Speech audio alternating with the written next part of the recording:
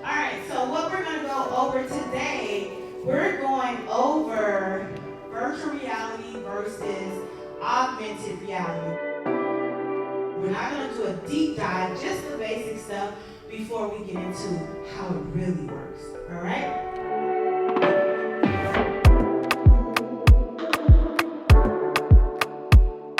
So the easiest way how I remember it, virtual world is like you're creating something that you're in.